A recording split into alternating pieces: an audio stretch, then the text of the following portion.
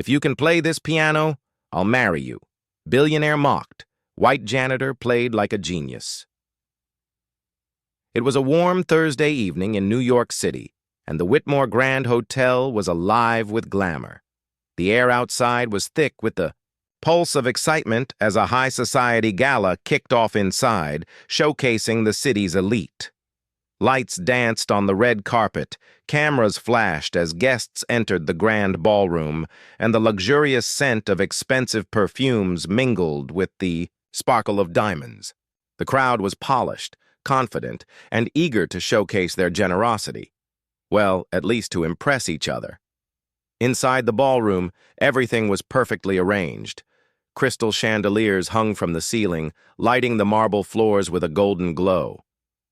The space glittered with elegance, as women in designer gowns whispered to one another while clinking glasses of champagne.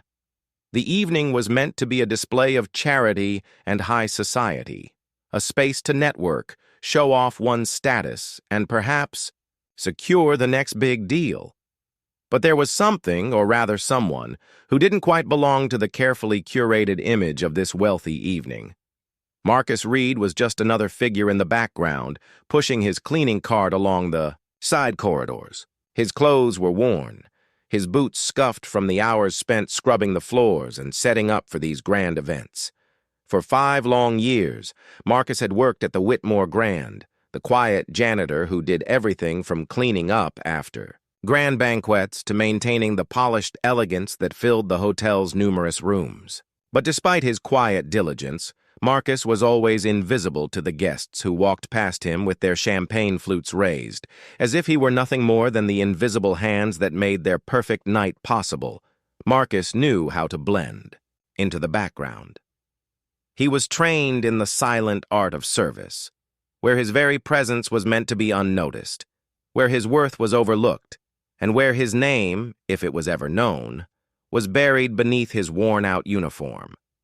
But tonight, as the lights flared and the room shimmered with excitement, Marcus found himself once again relegated to the role of the invisible servant, his very existence pushed aside for the sake of appearance. It wasn't just the guests who ignored Marcus. The system itself relegated him to the margins. At the beginning of his shift, the manager had warned him with the same polite tone that had always accompanied his orders. "Marcus, use the service elevator. Don't cross the main hall while guests are being photographed." It was a friendly tone, but it was still a reminder that he was to stay out of sight.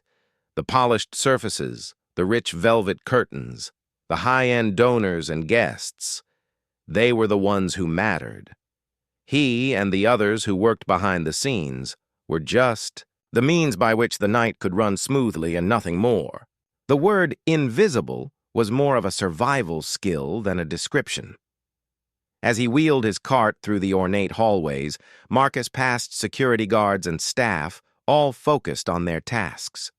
No one seemed to care much about him.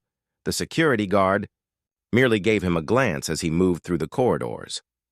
A PR assistant briskly walked past, clipboard in hand, scanning the area for any discrepancies. She turned, pausing for a brief moment when she saw Marcus, and with a nod to the staff ordered, "Let's make sure the staff stay out of the frame." She didn't say it with malice, just as if it were a universal truth. Some people belonged in the spotlight, and others didn't.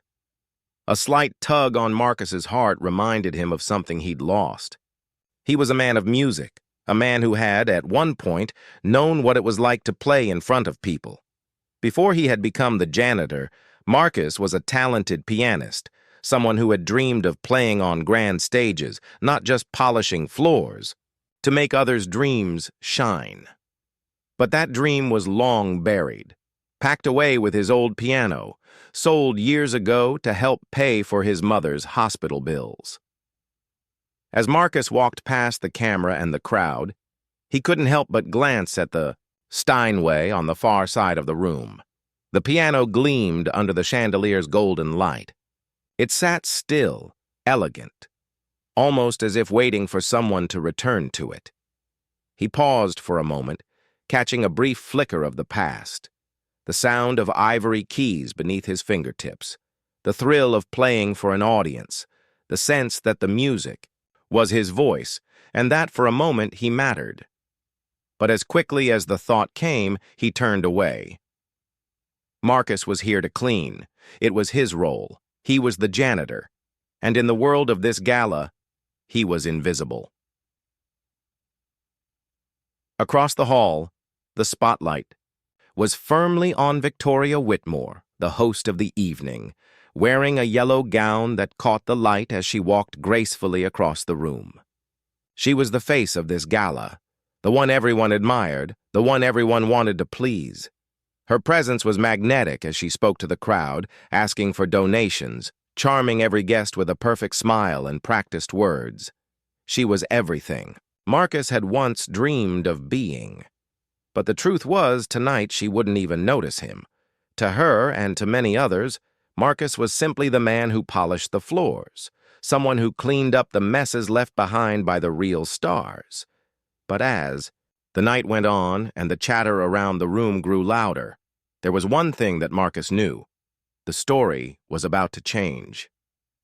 The invisible man, the janitor, the one who had always been overlooked, was about to take center stage, not as a servant, but as someone with the power to shift the room's entire narrative.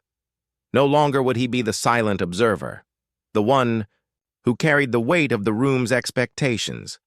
Tonight the music would speak for him, and the world, at least for a moment, would listen. As the night unfolded, Marcus continued his work, quietly collecting empty glasses and wiping tables, moving like a shadow in the grand ballroom. His movements were precise, almost mechanical, as he steered clear of the cameras and the guests, always careful not to be noticed. His job was simple: clean, serve, and disappear. But tonight was different.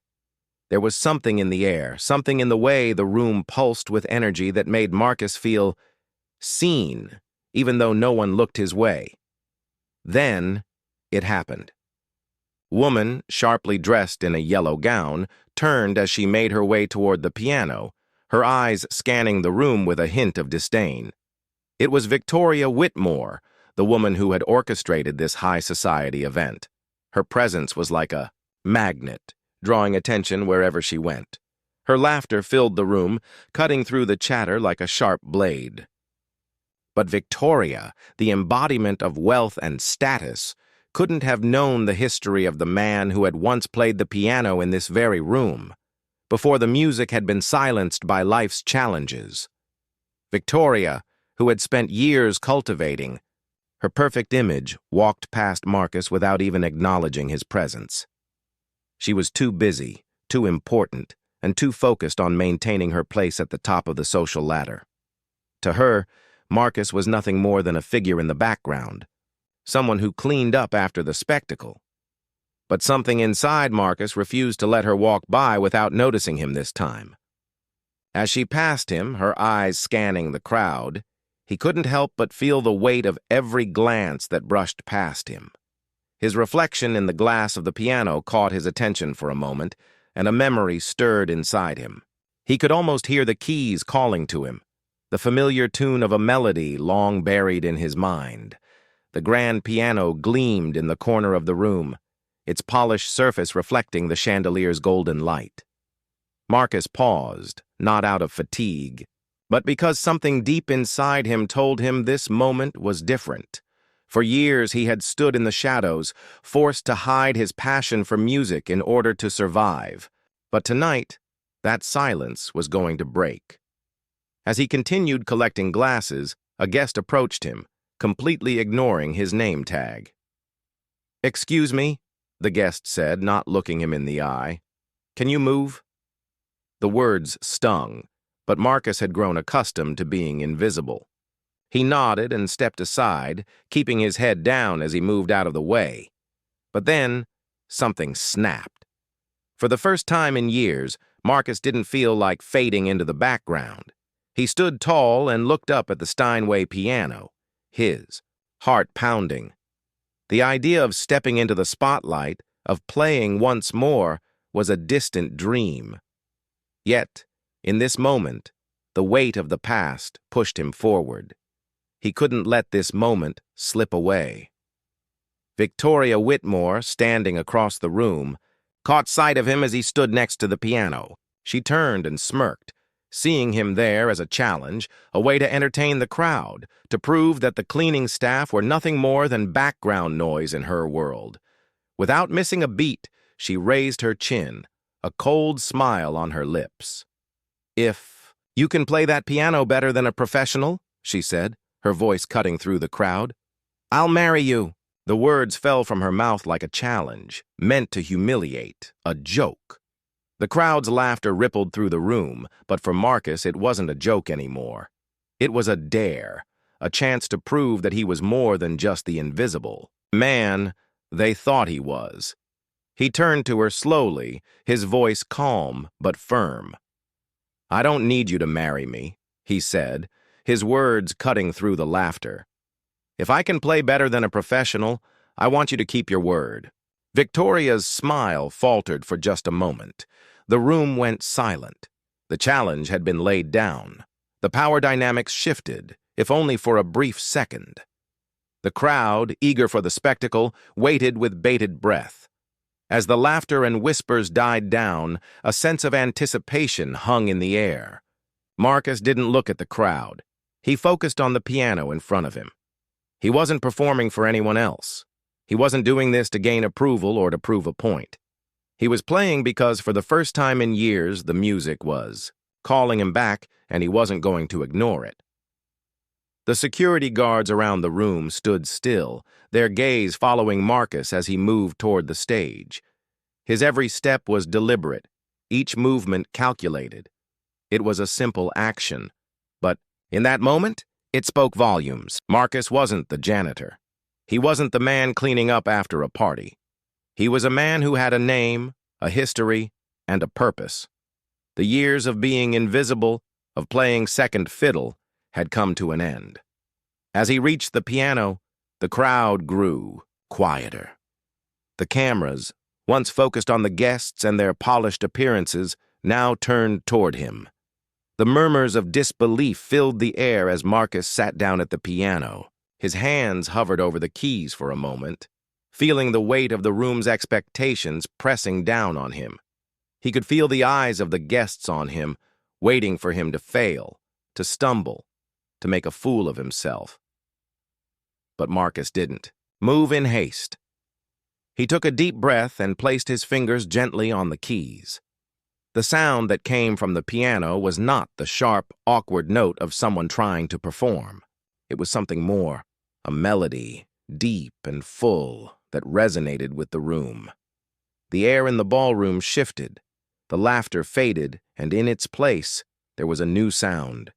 The sound of Marcus, the man who had been invisible for so long, reclaiming his place.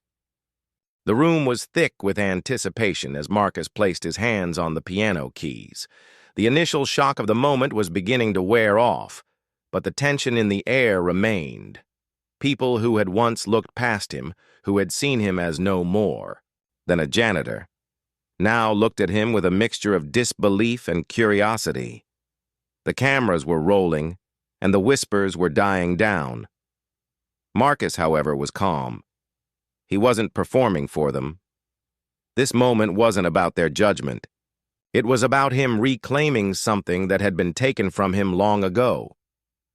Victoria Whitmore stood off to the side, her eyes fixed on Marcus.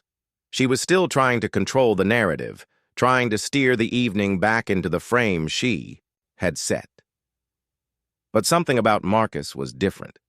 He wasn't just some servant on stage, trying to make a spectacle of himself for the amusement of the rich and powerful. His presence was steady, grounded, and silent in its defiance. The piano, its black surface reflecting the chandelier's golden light, was more than just a musical instrument for Marcus. It was a symbol. The keys beneath his fingers were like an old friend calling him home. He wasn't there to prove anything to the crowd, to the cameras, or to Victoria. He was there to reconnect with the part of himself that had been hidden, neglected, and buried under years of hardship and invisibility. His Fingers brushed the keys lightly at first. He didn't rush. The room had already been waiting for too long. He let the first note linger in the air. It wasn't a showy sound or a flamboyant start. It was quiet, deliberate, and it filled the space around him with an energy all its own. It was the sound of someone who had waited a long time for this moment. The melody he played wasn't the expected showpiece, full of tricks and dazzling scales. Instead, Marcus chose a simple, soulful tune. It was a classic piece, one that didn't require flashy technical skill, but rather it demanded heart. He played with a deep sense of purpose, each note resonating with the truth he had carried, with him for years. The crowd watched, captivated. The whispers had stopped. Some people even held their breath, caught off guard by the sheer beauty of the music. For the first time that evening, it wasn't just the guests in their glamorous gowns and tuxedos who were the center of attention. The music, the man at the piano, was now commanding the room. Victoria Whitmore's face had shifted from a confident smirk to a neutral expression, but her eyes were no longer focused on the narrative she had so carefully constructed. They were fixed on Marcus, on the music he was creating, and on the way the room had transformed. The energy in the space had changed. No longer was it a cocktail party filled with superficial smiles and manufactured kindness. The room had become something different, a place where people were actually listening, actually feeling the weight of Marcus's music. As the notes flowed, Marcus's right hand danced across the keys, light and fluid. His left hand provided a steady rhythm, grounding the melody as it filled the space. He wasn't rushing, he wasn't showing off, he was simply playing. His fingers moved with such precision, yet with such ease, that the audience couldn't help but be entranced. Each note seemed to carry a piece of his soul, each phrase a reflection of the years of struggle, of quiet resilience. The security guard, who had once stood vigilantly watching Marcus's every move, was now leaning slightly forward, his posture relaxed. The PR staffer who had been quick to direct Marcus out of the camera's frame earlier in the evening now stood silently, not moving, not speaking, just listening. The room was still, but it was alive with the power of music. Even the laughter that had once filled the air had stopped, leaving only a soft, almost reverential silence. The guests who had been so quick to dismiss Marcus, to treat him as invisible, were now hanging on every note. They were hearing what they hadn't been able to hear before. The music wasn't just filling the room, it was filling them. Marcus didn't look at anyone. He kept his gaze steady on the keys, letting the music guide him. This was his space, his moment, and he wasn't going to let anyone take it away from him. He wasn't here to entertain or to perform for approval. He was here to remind everyone, including himself, of the power of his voice. His music wasn't just a gift. It was his declaration of who he was, who he had always been, and who he would never allow anyone to take from him again. Victoria Whitmore stood frozen. She had dared Marcus to play, expecting him to fail, to make a fool of himself. Instead, he had done the opposite. He had taken her challenge and turned it into something far more powerful than she could have ever imagined. The music had moved through the room, and with it, Marcus had shifted the balance of power. As the final notes of the piece reverberated through the hall, the room was still, but not in the uncomfortable silence that had filled the air earlier, in the evening. This silence was different. It was respectful, appreciative, and filled with the weight of the moment. Marcus didn't rush to stand or bow. He simply let the silence linger, letting the music settle into the room like a memory. The first clap came from the back of the room, hesitant but genuine. Slowly, more joined in. The applause began to build, a ripple that spread from the back to the front of the hall. It wasn't the polite applause of a gala, the kind that was given out of obligation. This was real recognition. This was acknowledgement of talent, of dignity, and of the power of one person to change the room. Victoria Whitmore stood frozen, a faint frown on her face as the applause grew. She had thought she was in control, that she could manipulate the situation to her advantage. But Marcus had shifted the narrative. He had taken her challenge and turned it into something she couldn't control. And now, all she could do was stand there watching as the room recognized Marcus for who he truly was. The applause slowly began to fade, but Marcus Reed remained still, his hands resting calmly on the piano keys. The silence that followed was deep and heavy, almost tangible, like a living thing that filled the room. The once laughing crowd now stood in quiet reflection, some still staring at Marcus, others slowly processing the enormity of what had just unfolded. The security guards who had once hovered over him were now standing off to the side, uncertain of how to proceed. Victoria Whitmore, standing just a few feet away, could feel the weight of the moment settle on her shoulders. For the first time, in a long while, she was no longer in control. The room, once so neatly divided between the haves and the have-nots, had shifted, and the lines had blurred. She had tried to command the evening, to steer the narrative in her direction. But now, the story was no longer hers to tell. As the last few ripples of applause faded, Marcus stood slowly, his movements deliberate, unhurried. The crowd was watching, their eyes fixed on him, waiting for him to make his next move. But Marcus didn't speak. Instead, he glanced around the room, taking in the faces, the guests who had once ignored him, the ones who had laughed at his expense. Now, their expressions were different, humbled, unsure, and perhaps even ashamed. Victoria was still standing near the stage, her posture stiff, her eyes trained on Marcus. She hadn't expected this. She hadn't expected him to turn her challenge into a statement of power, to flip the situation on its head and force her to confront not just her assumptions about him, but her own assumptions about power, respect, and what it meant to truly see another person. For a moment, there was nothing but the sound of breathing, the soft shuffle of feet, and the occasional quiet murmur. Then, David Chen, the music critic who had been watching the entire performance from the front row, stood up. His applause was slow at first, measured, but soon it grew, and he turned toward the crowd, encouraging them to join in. One by one, the guests began to clap. It was no longer the polite, insincere applause of a gala. This was real recognition, real admiration, and it was long overdue. Victoria remained still, her hands clasped tightly in front of her.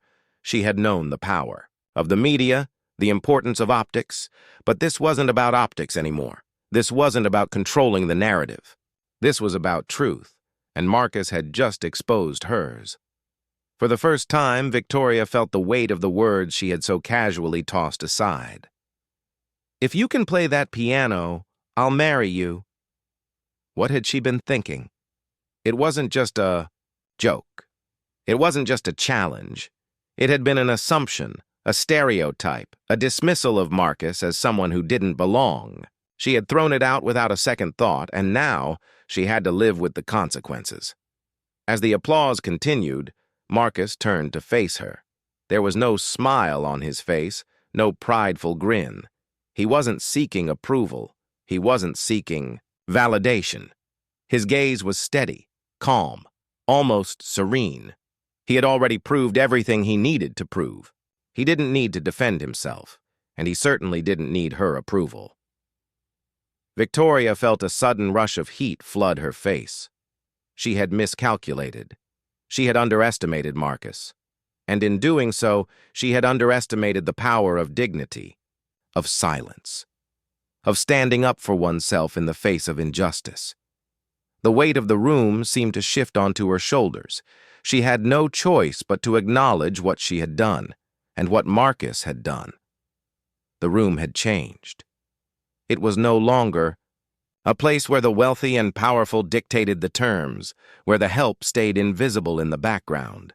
It had become a place where dignity was not something granted by wealth or status, but something that was earned, something that was recognized by those who truly saw and understood the value of another human being. Victoria took a deep breath. Her mind raced, trying to find a way to regain control, to redirect the narrative, but it was too late. Marcus had already redefined the rules, and as the applause continued, she realized that the real shift had happened not in the performance, but in the hearts of the people who had witnessed it. As the last of the applause faded, Marcus stepped down from the stage. He didn't seek out the spotlight. He didn't linger in the center of the room. Instead, he walked quietly toward the back of the hall, his head held high, his posture proud but unassuming. He didn't need the validation anymore. He had already proven his worth. Victoria watched him go, her mind still reeling from the weight of the evening. She had built her life around control, around appearances, around making sure that everything fit neatly into place. But tonight, Marcus had shown her that there was more to life than maintaining control. There was more to life than appearances. As she stood there, caught in the midst of the lingering applause, Victoria felt a flicker of something inside her, a sense of humility, of understanding, of responsibility. She had heard Marcus's music, and now she had to hear his words. And in the quiet aftermath of the applause, she understood that the real challenge wasn't about power or control. It was about keeping her word. The crowd began to disperse, but Victoria remained in place, lost in thought. She couldn't just move on from this. She couldn't just sweep it under the rug. Marcus had made her face the truth about herself, about her assumptions, and about the way she had treated others. She had promised to keep her word, but now she had to prove it. Not with words, but with actions. David Chen walked over to her, his expression thoughtful. He didn't say anything at first. He just nodded, as if acknowledging the shift that had taken place in the room. Victoria looked at him, and for the first time that evening, she didn't feel the need to control the conversation. She simply nodded back. This wasn't about the headlines, the media coverage, or the applause. This was about something deeper. It was about truth, about accountability, and about keeping promises. Marcus had reminded her of that in the most powerful way possible, and now she had to live up to it. As the night wound down and the guests began to file out, Victoria stood in the center of the room, her heart heavy with the weight of the evening's events. She knew that the work wasn't over. In fact, it was just beginning. But for the first time in a long time, she felt like she was standing on the right side of it. She took one last look at the piano, at the empty space where Marcus had stood. And for the first time, she truly saw it. Not as a symbol of her own power, but as a reminder of something much bigger, something that couldn't be controlled, but could only be respected.